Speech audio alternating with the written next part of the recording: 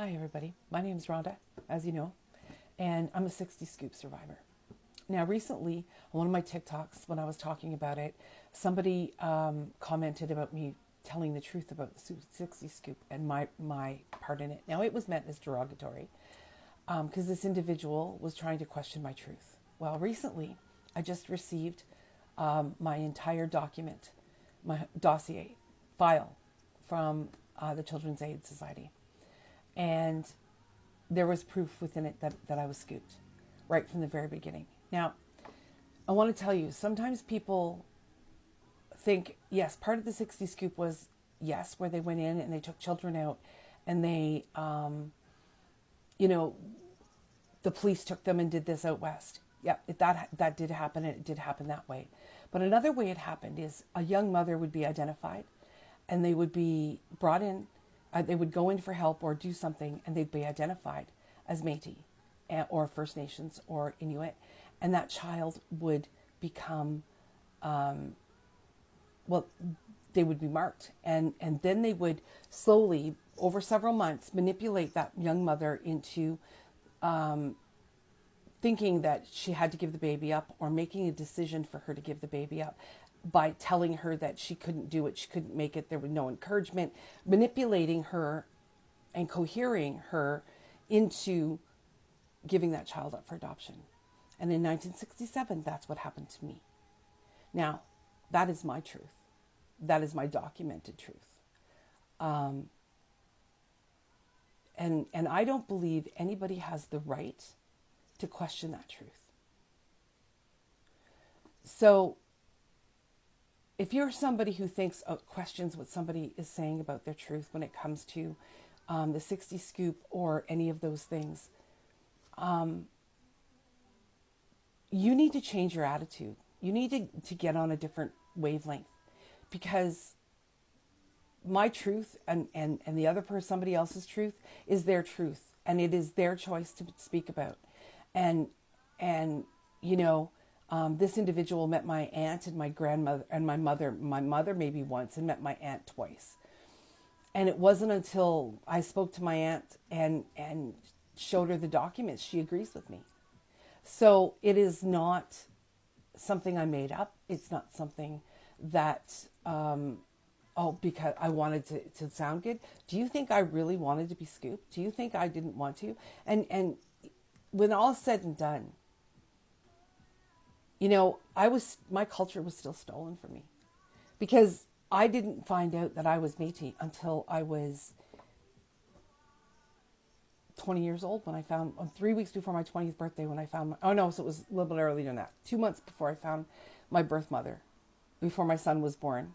I was 20 years old on the 14th of April, and I found my mom at the end of January, and I asked her, because I had an inkling, and I said, is there any First Nations in us? And they all started laughing, and they said, absolutely. And then they told me my family story. So it was definitely there. And so I had to start at the beginning and learn my culture from scratch. Now, I know there's a lot of people out there, because my grandmother and my mom and nobody talked about us being Métis. Like, that just wasn't talked about, because the kids would get taken up to residential school. I mean, I have friends whose parents lived on the Quebec side over here, and because they were Native, or weren't living on reserve, but they knew they were Native, and they took their children and put them in residential school. So, that's why they didn't talk about it. So there's a lot of people who were even raised with their own families who don't know their culture. And that's true. But in my case, my aunties all talked about it. They all knew. It was my grandparents and my great-grandparents and my great-aunts and uncles that didn't talk about it. And so, but my aunties, they were very, very much wanted to know what was happening. And it was them who taught me and started telling me. But I was 20 years old by the time when I found out. I missed an entire upbringing of being in my culture. All of it. I missed learning what it means to be Métis. I love the idea. I mean, there's my ribbon skirt with the Métis symbol on the back. and my sash hanging up back there. I am proud to be Métis. And I would have been proud back then because that's part of who I am. See, a whole part of my identity was taken away from me. So even if, and I don't believe this, but even if I wasn't scooped, they still withheld my ancestry from me. They still withheld who I was and my race from me. Because according to the Canadian government, and they say it too, that Métis people are a separate race. We are First Nations, Inuit, and Inuit and Métis. We are three distinct nations. And so they stole from me. They took it from me. They kept it from me. And that makes me angry, and that frustrates me. Now, do I forgive the people involved? Yes. Do I have chosen to forgive because that's the right thing to do? And I've worked through it. And has it hurt me? When I read the documents where it talked about my mom not wanting to give me up and them talking her into giving me up because it was best for the baby, and not sharing, and 90% of what they wrote in that dossier was lies. I've known my birth mother and my birth father, and it was lies. And I stand by that. And so that is who I am. So if you're out there and people are questioning who you are and questioning your right to self-determination and questioning, your story, stand up for yourself like I am right now. I'm not taking people lying about me anymore.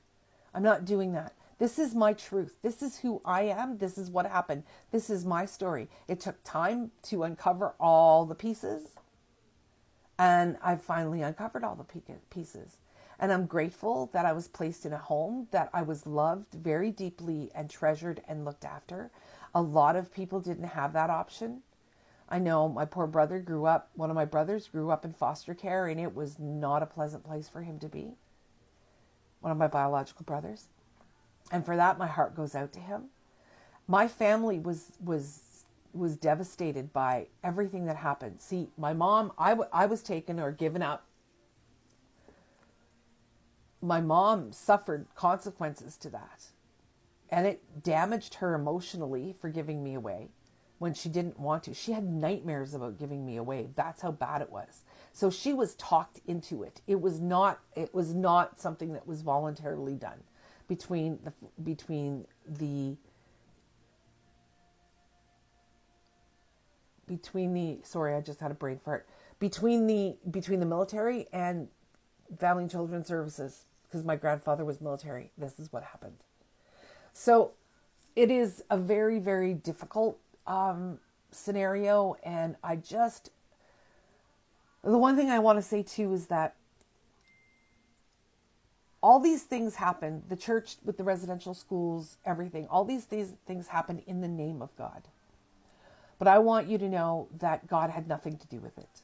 I don't believe God had a thing to do it. Just because people say that they're the church of God and it's done in the name of God doesn't mean God approves. Just because man builds a temple and a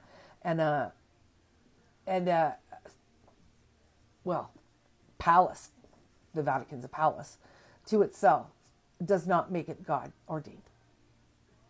Just saying. So for those of you who rebel against God because of what the church and this did, don't blame God. Blame the church where it belongs. Anyways, hope you all have a great day and to speak your truth.